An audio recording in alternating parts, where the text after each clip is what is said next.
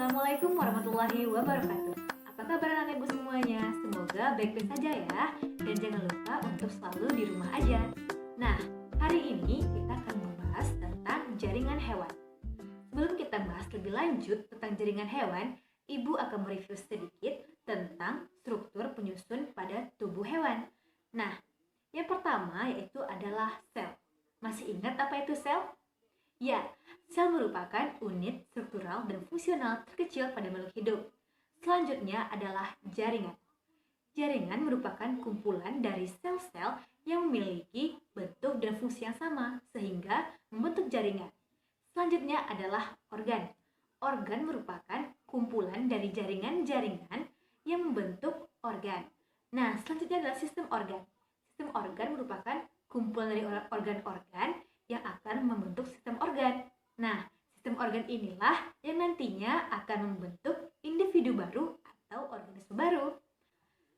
Baiklah, setelah kita mengetahui apa saja struktur penyusun pada hewan atau manusia, kita akan fokus kepada jaringan hewan.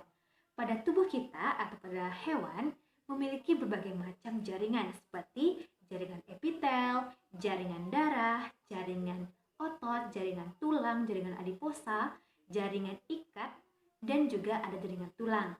Nah, dari berbagai macam jaringan tersebut, ada 4 jaringan utama penyusun pada makhluk hidup, khususnya pada hewan, yaitu jaringan epitel, jaringan otot, jaringan ikat, dan jaringan saraf. Nah, dari keempat jaringan utama ini, pada hari ini kita fokus membahas tentang jaringan epitel. Jaringan epitel merupakan kumpulan dari beberapa sel yang memiliki struktur dan fungsi yang sama yang tersusun sangat teratur dan sangat erat dengan bahan matrik yang sangat sedikit. Jaringan epitel berkembang dari lapisan embrional, yaitu lapisan eksoderm, lapisan endoderm, dan lapisan mesoderm. Nah, untuk lapisan eksoderm, epitel yang melapisi pada kulit, mulut, hidung, dan anus. Untuk lapisan endoderm, epitel yang melapisi pada sistem pernafasan, saluran cerna, dan kelenjar pada saluran cerna, seperti limfa dan hati. Dan untuk mesoderm, yaitu endotel pelapis pada pembuluh darah. Nah, yang mana epitel membran yang berasal dari mesoderm terbagi menjadi 2, yaitu endotelium dan mesotelium. Untuk endotelium merupakan susunan sel-sel yang membatasi permukaan dalam pembuluh darah, jantung, dan pembuluh limfa. Sedangkan untuk mesotelium merupakan susunan sel-sel yang membatasi rongga yang besar pada tubuh dan organ tertentu seperti peritoneum, pleura, dan perikardium. Selanjutnya kita akan bahas tentang karakteristik dari jaringan epitel.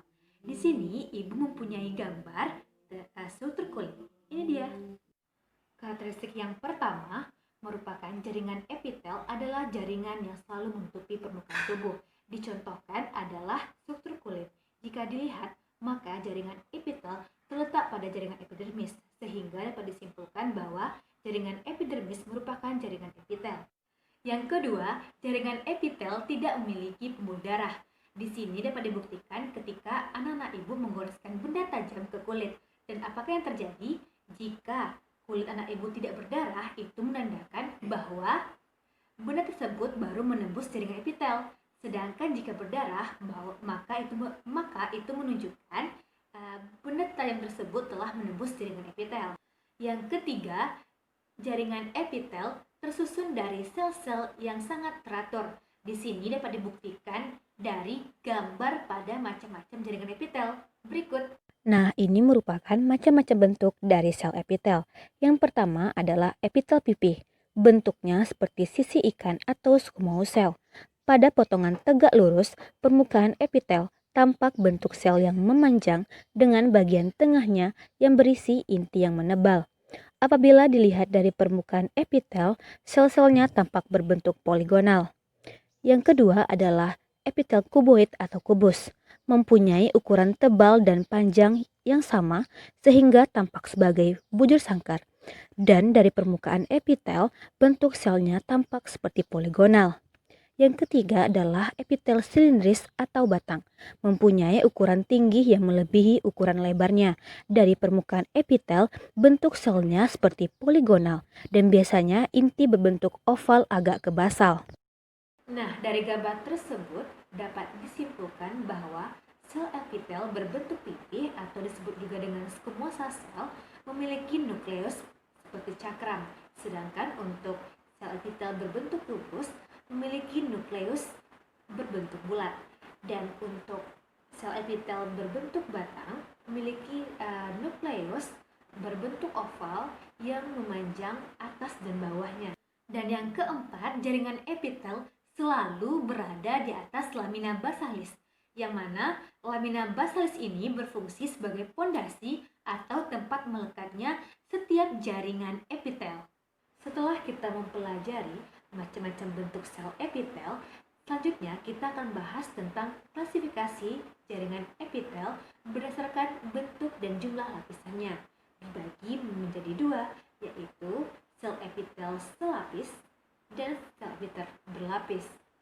Baiklah, di sini Ibu telah membuat klasifikasi dari jaringan epitel, yang mana ada epitel selapis dan ada epitel berlapis. Nah, untuk epitel selapis itu ada epitel pipih selapis, ada epitel kubus selapis, ada epitel silindris berlapis, dan ada epitel silindris bersedia.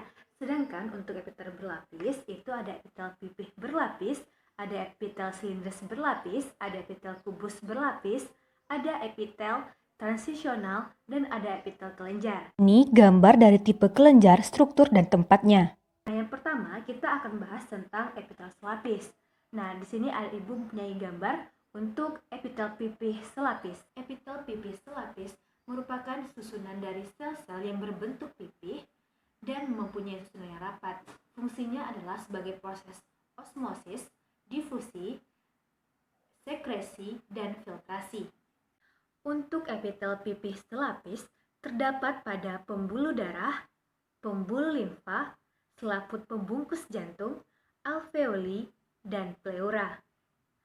Selanjutnya adalah epitel kubus selapis. Epitel kubus selapis merupakan susunan dari sel-sel yang berbentuk kubus dan terdiri dari selapis sel. Fungsinya adalah sebagai alat sekresi, absorpsi, dan pelindung. Pada epitel kubus selapis terdapat pada permukaan ovarium, mikrofili pada intestinum tenue, kelenjar tiroid, lensa mata, dan nefron pada ginjal. Selanjutnya adalah epitel silindris selapis. Epitel silindris selapis merupakan susunan dari sel-sel yang berbentuk silindris atau batang yang secara vertikal dan terdiri dari selapis sel. Fungsinya dalam penyerapan sari makanan di dalam usus, pelindung, pelicin, dan sekresi. Pada epitel silindris selapis terdapat pada rongga lambung, kantung empedu, kantung kemih, saluran pencernaan, kelenjar pencernaan, dan tuba falopi. Selanjutnya adalah epitel silindris bersilia. Epitel silindris bersilia yang merupakan susunan dari sel-sel yang berbentuk silindris atau batang yang memiliki silia. Fungsinya adalah menghasilkan mukus atau lendir yang berfungsi untuk menyaring benda asing yang masuk ke tubuh. Pada epitel silindris bersilia terdapat pada rongga hidung, saluran trakea, bronkus, dan dinding saluran hidup. Selanjutnya, kita bahas tentang epitel berlapis. Gambar pertama adalah epitel pipih berlapis. Epitel pipih berlapis merupakan susunan sel-sel yang berbentuk pipih dan memiliki beberapa lapis sel. Fungsinya sebagai pelindung pada gesekan luar. Epitel pipih berlapis terdapat pada permukaan kulit, rongga hidung, rongga mulut, esofagus, vagina, dan telapak kaki. Selanjutnya adalah epitel kubus berlapis. Epitel kubus berlapis merupakan susunan sel-sel yang berbentuk kubus dan memiliki beberapa lapis sel. Fungsinya sebagai absorpsi, proteksi, dan sekresi. Untuk epitel kubus berlapis terdapat pada permukaan ovarium, kelenjar minyak, kelenjar keringat, kelenjar tiroid, folikel ovarium, dan testis. Selanjutnya adalah epitel silindris berlapis. Epitel silindris berlapis merupakan susunan sel-sel yang berbentuk silindris atau batang dan memiliki beberapa lapis sel. Fungsinya sebagai pelindung dan sekresi. Untuk silindris berlapis, terdapat pada laring, faring, trakea, dan kelenjar ludah. Selanjutnya adalah epitel transisional. Epitel transisional merupakan susunan sel-sel yang berbentuk tak beraturan dan bisa berubah-ubah. Fungsinya sebagai pemberi ruang tambahan. Untuk epitel transisional terdapat pada ureter, uretra, kantung kemih, dan saluran pernapasan. Selanjutnya adalah epitel kelenjar. Epitel kelenjar memiliki fungsi khusus yaitu dalam mensekresi senyawa dalam proses metabolisme, yang mana epitel kelenjar memiliki dua jenis kelenjar, yaitu kelenjar endokrin dan kelenjar eksokrin. Kelenjar endokrin merupakan kelenjar yang tidak memiliki saluran sehingga hasilnya hanya berupa hormon dan langsung masuk ke pembuluh darah. Sedangkan kelenjar eksokrin merupakan kelenjar yang memiliki saluran sehingga berfungsi dalam metabolisme dan komunikasi. Berikut tabel dari kelenjar eksokrin. Nah, Ini merupakan tipe kelenjar eksokrin. Pertama, tubular sederhana. Seperti pada gambar, terdapat pada usus halus vertebra tertinggi. Yang kedua,